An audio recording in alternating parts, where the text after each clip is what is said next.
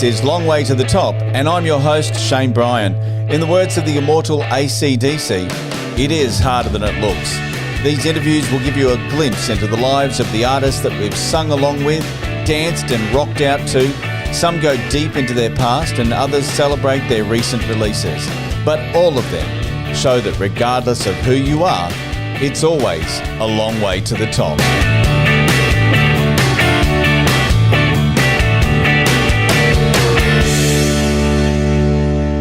In 2012, Beasto Blanco was formed, a raw, powerful rock and roll band with a searing theatrical live experience featuring the electrifying collaboration of Nashville-based shock rocker Chuck Garric, bass player for the original shock rocker Alice Cooper, and high priestess Calico Cooper. I love how they described her on the website, the spawn of Garric's boss.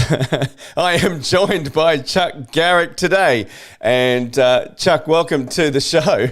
Yeah, hey man, we're all spawns of Alice Cooper, I guess, huh? Yeah. I mean, he's responsible for my juvenile delinquency. I was going to say you can't have an interview and talk about Beasto Blanco without talking about Alice Cooper, right? Well, I mean, you can, but yeah, I think obviously, I think you wouldn't be talking to me about Beasto Blanco if there wasn't Alice Cooper. I mean, I've been in that band now with Alice for over 20 years. I have had so many life experiences, musical experiences, creative experiences through and with Alice Cooper. So, yes, they are joined at the hip, if you will. Yeah. Now, I've been listening to your new single, Run For Your Life, completely blew me away. I've been a fan of your earlier music, but I absolutely love the new direction you're taking with the new music. Is it, I guess, what we can expect from the new album, which is Connecticut? Yes, absolutely. You're going to be able to take away from this whole entire new record of Connecticut an absolute musical experience. You're going to be on a musical experience with a band that is trying new things musically. We are in a business of being artists and songwriters and performers, and we know who we are. We know the Beasto Blanco lane so well. We've carved it out and we love it. But it was nice to get together with somebody like Chris Harms, who produced the album, and Chris Harms to say, hey, man, I love the Beasto Blanco highway you guys have carved out so well, but we're going to take a slight turn every once in a while. I'm going to challenge you to sing a little bit of a twist on this melody. We're not just going to accept everything that comes our way. We're going to really analyze it, and we're going to take it. We're going to make it the best that we possibly can. And we're going to give this record a little twist. So you're going to hear everything that you love about Beasto Blanco from the past, but you're going to hear a band growing. And you're a producer yourself. You've got recording studios. How is it like giving up the reins, I suppose, to another producer with something like this? Yeah, man, it's a trip. I have to be careful. This is really something to really listen to, as far as all your young listeners, your followers, people that are musicians. We have a tendency to do something, and then that's the only way we can hear it. Yeah. And that's a problem. Some producers will call it demoitis. Yeah. And I work so hard on not having that. So what I've done with Beasto is I do not submit songs that are just complete and edited and done. And here you go.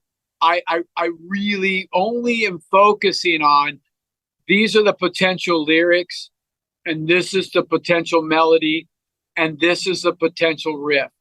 Yeah. If I've got the right people around me, which I do with my band and the producer, I'm going to let them do what they do. Yeah. Because if you're in a room of people, even though I've produced, and doesn't mean I'm the producer. Mm-hmm. I'm acting as musician. I'm acting as guy in classroom. Yeah. So I'm sitting there and I'm being told what we're going to do and how we're going to try it and what we're going to do. And I get excited about it because I'm thinking, oh shit, I get to do something so cool to this song. I didn't even think about that. Or, wow, they really liked my idea. Okay, oh, listen to the guitar part that Brother Latham came up with. It's still the same thing that I wrote, but man, he really made it sound good and he put a little twist on it. Yeah. To me, I think it's nice when you surround yourself with people and everybody's a yes person. Everybody's like, let's try it. And trust me, if you're in a room with people like that, man, the creativity is it's electric. It's energizing. It's contagious. You got the one no guy that you stop the momentum. You don't want to stop the momentum because if you're in the room with the right people, you're going to get the right outcome. Yeah. And even if it's a little different or a lot different, which you'll hear on the next Beasto record, than what you were thinking it was going to be, boy, it's really cool to listen back to what you did and to look and go, man, I would have never done it that way. Yeah. And I love it. Yeah. Yeah, absolutely. And when you're putting an album like this together, knowing that your stage show is very much, I guess, a theatrical experience, do you look at an album and go, well, I need to have this sort of theme happening within the album? Yeah. Yeah, there is that with Beasto. We need a bit for this particular thing to happen. There needs to be a song like this so we can develop these characters a little bit more. The lyrics tell a story, but you know it.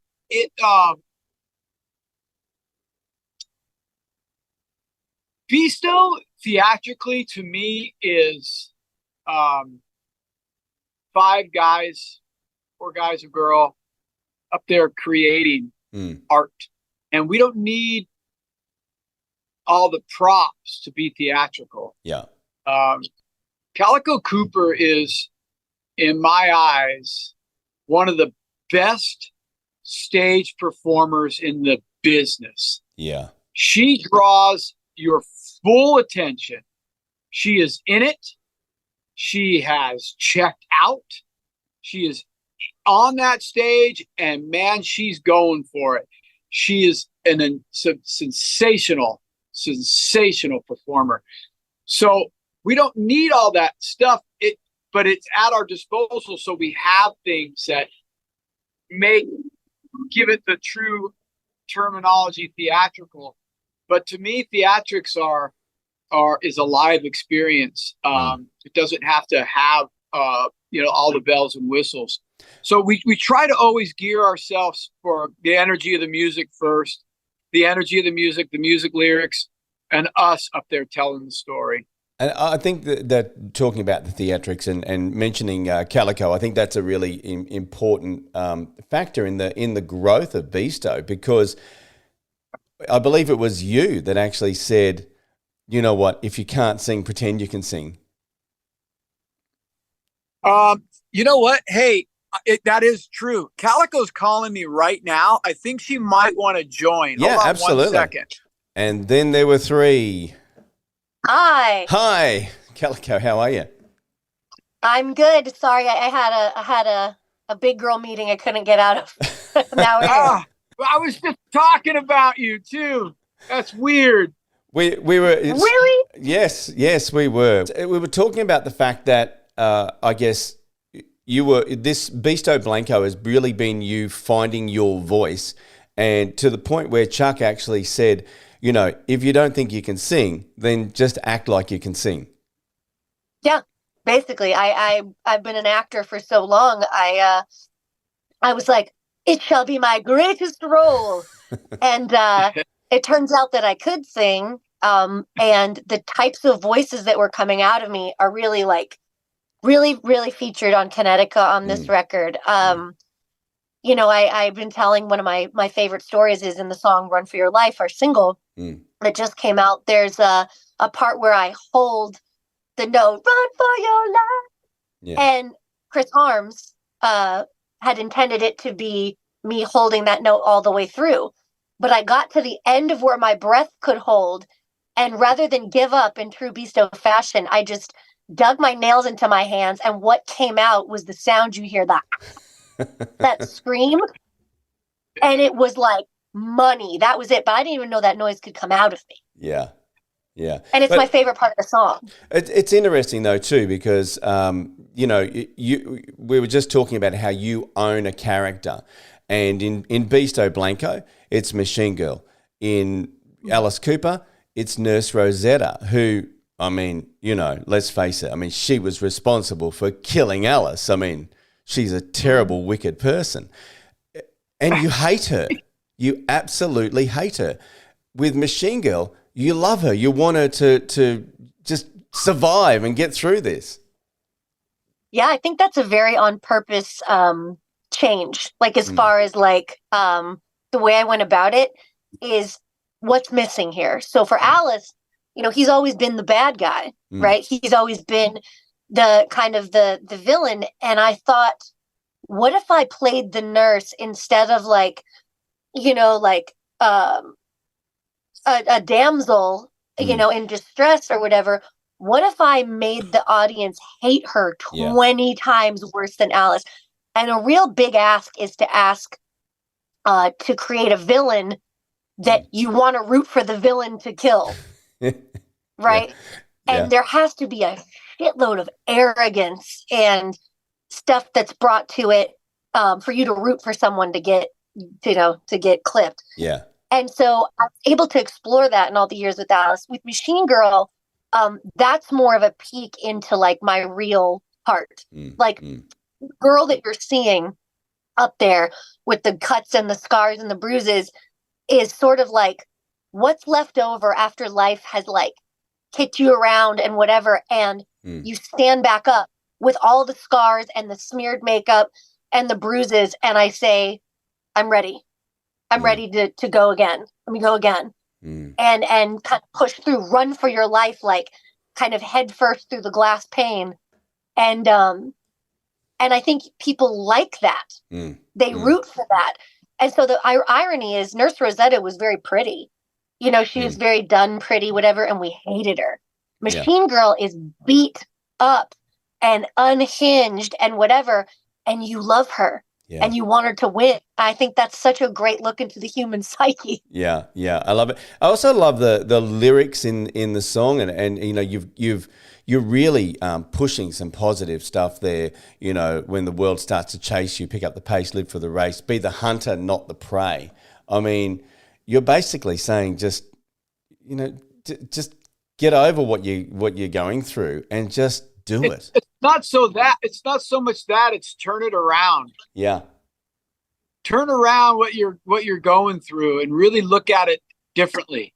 Yeah. You know, it's like when we thought of the title, I know it even worked. It was that way for me when I thought Run for Your Life. Well, that's the complete opposite of what Beasto's about. That doesn't vibrate for me, but Run for Your Life.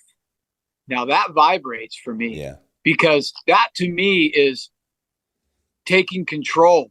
Or like you're saying, be the hunter, not prey. Yeah. Sorry, dogs. And it's important for us to, you know, every once in a while in our life, we need to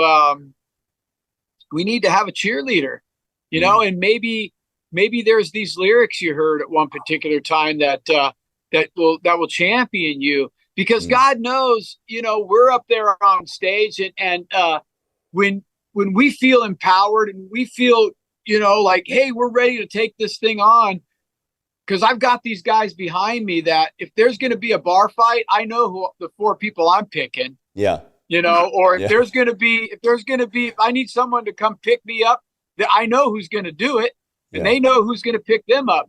But to have the audience like that as well, to have them on the same page and vibrating with us on that, and having a lyric, a piece of a song that has shaped them a little bit for the better, or made them just sort of maybe just push their chest out a little bit and be like, all right, I'm not going to be as fearful, or I am going to try this new challenge. And we're really united, and that's been our goal ever since. I love it. Where did the name Beasto Blanco come from? An unusual name. It's an alter ego, really. It was putting, it was putting a name to your inner spirit that you're going to summon to get you through this. I was taking on a whole new challenge. I was a bass player, and have been a bass player pretty much my whole musical career. I was stepping into a role as being a lead singer and a guitar player. And I needed to summon some power somewhere, So for me, Beasto Blanco was the name of the beast, name of the wolfman, name of the Hulk, if you will. And it's my inner spirit, and I think everybody has their own inner spirit in there. Yeah, love it. I love it. What made you pick up the bass in the first place? Was there an inspiration to you? Well, yeah. So I was a trumpet player in school. Right. Wow. I loved music. Yeah. Yeah. I loved to play the trumpet, and I just loved music because school was not something I was great at. Yeah. But music class, I was getting A's. I was doing really well in music class, and so I just kind of I went to where I was wanted, and also where I wanted to be. So music now became part of my life, and just like anything, when you start getting into something, other things start to come to you. Yeah. And I started to learn more about music. I had two older brothers that turned me on to Black Sabbath and AC/DC and, Mott the Hoople and David Bowie and Queen and Kiss and all this stuff. And all of a sudden I was just being introduced to all this other rad music out there aside from orchestra, big band stuff. And I just stumbled upon two brothers. One was a guitar player, one was a drummer, and we wanted to start a band, and they needed a bass player. Yeah. So I bought a bass, and talk about, facing your fears or running for your life. I didn't know anything about bass guitar. I knew nothing about it. I literally picked up a bass and just learned how to play it, and started a band. And then that's just how it all started for me. And then, fast forward, you've worked with some of your heroes, some of the ones that you have loved, like, Dio. I mean, Ronnie James. I mean, my God. There's not really there's only one you can follow up with after Dio would be Alice Cooper. Yeah, right. You can't. There's nothing else you can say after Dio. Man, Ronnie, Dio's music from Rainbow, Black Sabbath, Jimmy Bain's bass playing, Bob Daisley's bass playing, those guys, Roger Glover's bass playing. I was just influenced by everything that guy was doing musically. Yeah. I mean, Rainbow, Sabbath, Dio, like I just mentioned. I learned all that stuff as a kid. When I was given the opportunity, when I got the phone call to audition for Ronnie James Dio, man, that to me was just like the biggest beacon. Somebody just lit the frickin' forest on fire of like, you have just got offered the gig that you're meant to be in. Yeah. I knew all that stuff, that was where I belonged. And I to this day still have these wonderful moments because, man, I was playing with Dio and there was no cell phones like that. There wasn't, the social media wasn't really big. It was just us in these sweaty clubs. It was my first time over in Europe, and it was so real and so new to me. And my hairs on my arm would stand up nightly when Ronnie would just come over. He'd flip the microphone over my head and stick the metal right up to my heart, and he encouraged me like nobody else, man. He used to come up to me. I'd sit on the bus we'd have a beer, and he'd walk on the bus, and he'd tap me on the back, and he would say, you know, Chuck, I wish I met you earlier in my life. Oh, wow. Hmm. Isn't that lovely? And I was like, oh man, because I would do anything for that man. Yeah. And when I say that, I mean musically, when I was on stage, man, I gave it my all. I felt like a ballerina, what she has to do to get up on her toes and the work she puts into it. You know, with Ronnie, I was blood, sweat, and tears with that. And he really shaped me. It was miraculous time in my life. Yeah, sensational. It led me to Alice Cooper. Yep. It's led me to so many things in my life. And again, I do give a lot of thanks to that guy, Ronnie James, man. Yeah. Fantastic time in my life. And Calico, did you have the same sort of, you know, influences growing up as well? I mean, you know, the Dio and I'm just gonna say it, Motorhead. I mean, like if there's anyone that Beasto sounds like, it's Lemmy. I mean, seriously. That is a high praise. That's wild. High praise for this group. It is. Yeah, I think. We were just talking about this, how comparatively, right, a lot of people get all bent out of shape when it goes, oh, you know, you guys sound like this, or sound like, you know, your influences or this or that. Or even me back in the day at the beginning, when people would say, wow, you really remind me of Alice in the 70s, like this like unhinged thing. And for a while I was like, no, we're our own thing. And we are, of course. Yeah. But then I started thinking about the people that we're being compared to are legendary. Yeah. It's not like we're getting compared to like someone that we're like, oh, thanks a lot. These are incredible performers and killer vocalists and I mean iconic, right? So it's like it could be a lot worse than having similarities to Motorhead and Alice and Zombie and all this stuff. Like, yeah, bring it, baby. We're never trying to copy, but like, you know, those influences will definitely sneak out. And I was definitely a musical theater kid. So every song to me has a visual. It has to, right? Yeah. And I realized quickly that wasn't how a lot of kids' brains worked, where I would listen to, you know, a Paula Abdul record when I was a kid from beginning to end, and I would make up a whole movie in my head that incorporated all those songs. Yeah, wow. Right? So a natural stretch for me is to you know, is to bring that to Beasto and having sort of like not just your father, but like basically my work mentor. I mean, my first real job was touring with Alice, and I got a side seat on how this is done and how it's done right. Yeah. And by right, I mean, how do you treat people right? How do you lift people up and push them to their greatest, right? And I got to learn that. And just like Chuck, you know, got to have that thing with Dio, I got to kind of sit at the feet of the masters and go, that's how they do it. And then when I was given my opportunity, there are some similarities, but some things that I do that even my dad goes, but I don't know if I'd have the nuts to do that. Well, it's interesting though, because you take a normal band. I say a normal band, just say a pop band, for example.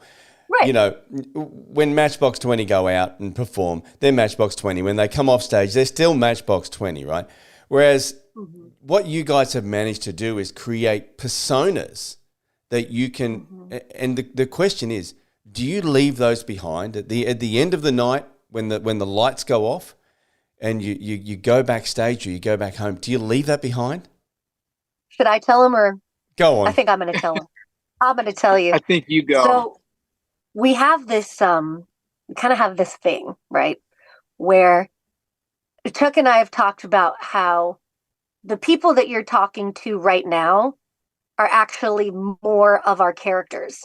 Right. Beasto and the Machine Girl are sort of closer to who we are without society's like, oh, you can't do that or say that. So for that an hour and a half, I get to take off this makeup, and I feel like what lives under this face you're looking at is actually that. It's an unapologetic, strong woman that feels like she's half bionic because of all the injuries and all the like emotional scars, and I'm showing you that. And Beasto is bigger than his body. You know what I mean? You're like, you see Chuck on stage, he looks like he's 6'5", right? Because that's how big his spirit is. That's how large his light shines. We kind of put ourselves in this little package that we're in here today to kind of like, talk to people and go to a grocery store and do all that. So really, it's like a gift to be able to almost opposite, to be able to take all this off and show you unapologetically what lives under there for real. Yeah. And then when I get off stage, I put it back on and we can take the pictures and sign the things. I think it's duality. Like, somebody brought to my attention that I don't take any time to get into character. And that's what made me start thinking about this. I go, oh, I guess I don't. Like, I don't need 10 minutes to sit by myself and like channel it. I can't wait to take this off and let her out. Like, basically like at the dog park, I just let my dog eat and then come back in, and then I'm able to masquerade as a human for 23 hours, Yeah, wow. Yeah, let's flip the whole idea there around. That's great. I love it. Yeah. I love it. But with that comes authenticity. You know what I mean? Like, you're not seeing a character that I'm putting on. I'm showing you something that's vulnerable. Yes. I'm showing you something that that's real. And so because it isn't a costume or makeup that I'm putting on, it doesn't feel like a chore. It doesn't feel like it takes anything out of me. If anything, it fills me up to where I go, why am I not exhausted after a month of touring? Why? And it's because I've allowed that dog to eat. Yeah. Very cool. Very cool. Now, you guys fall into a very exclusive genre of bands who have had comic books made about them. Ozzy Osbourne, Cheap Trick, Blondie, Megadeth, Motorhead, Chili Peppers. Okay, maybe not that exclusive, all right, but still very cool. Cool. Very cool. How did that happen? We willed it to happen. We are. It's true. Beasto Blanco. We don't rest. We've had the vision of comic books. Our next goal is full feature film about Beasto Blanco. Nice. It just happened to be one of those things in your life where you met the right person who told somebody that you should talk to this person. And that's how I met up with Garrett and the rest of the guys at Source Point Press. Was a friend of mine had done a comic book, and he said, hey, who you should really meet is Chuck Garric from Beasto Blanco. I think they would make a great comic book. And the guy called me up, and I said, yeah, we have had this idea for a while. If you're not sold, hold on 1 second, and I'm going to put this nail right on through for you. I'm going to put you on the phone with Calico Cooper and let her finalize the deal, because Calico's such a great visionary. And so she pretty much had the entire story of Beasto already written and in her head and able to verbalize it. With the very first phone call we had with this company, it didn't take long before the comic book was written. Oh, wow. Sensational. Yeah. Sensational. I love it. Love it. Now, I know time is getting away. Tell me, who are you guys, I always ask this in interviews, who are you guys listening to right now that is inspiring you? Calico? I am and have been for the past couple of years on a crazy Bones UK kick. Do you know who that is? Yeah. So, I mean, everything they write turns me on. Everything they do, I go, I've thought like that. It's so relatable and so great. So, like, listening to a lot of Bones UK, and then I get the goosebumps every time I hear the band Sleep Token. Right. I mean, it's this band that's capable of, their heavy metal is heavier than any heavy metal I've ever heard. And then the next song is this ambient, and it still somehow maintains gravitas. I don't know if you haven't heard of Sleep Token, get hip, because Sleep Token is like, it does to my mind, it gives my brain a massage where I go, the record starts and I go instantly into imagination land, right? Nice. And I just get so off on that. And I think, you know, it does it for me on all levels. Like, I listen to everything from, like, you know, from Clutch to, you know, Testament, to Lana Del Rey. You know what I mean? Where, like, I always think, what if a voice like Lana's had just an absolute monster guitar behind it? Now you've got something. Now I want to hear that. Yeah. Right? Yeah. And so to say that anything is not good is kind of a fallacy. It's not your taste, but visionaries come in packages where you go, I love the sound of a crunching guitar, and I also love the sound of Billie Holiday. Can that live together? And now I'm thinking about it, right? And now I want to do that. So basically, music I'm listening to right now is anything that takes me away from whatever task I'm doing and makes me go, what was that? You know? Yeah, nice. Right. Yeah, Calico's got a really great, she's very diverse in her taste in music. I think one of my favorite things to do with her, she always thinks she's driving me crazy. But she's not. She's, you know, I really appreciate it when we're in the car together, or tour bus or whatever, and she's like, hey, have you heard the new Blink-182 record? And she knows that I wouldn't listen to that on my own, but she'll make me listen to the whole thing from start to finish. Yeah. And then she'll go, now let's listen to the first Blink record. And then she'll take me on this whole Southern California, Orange County trip. And all, where, you know, a couple hours have gone by and I've just listened to bands I really wouldn't have listened to so much.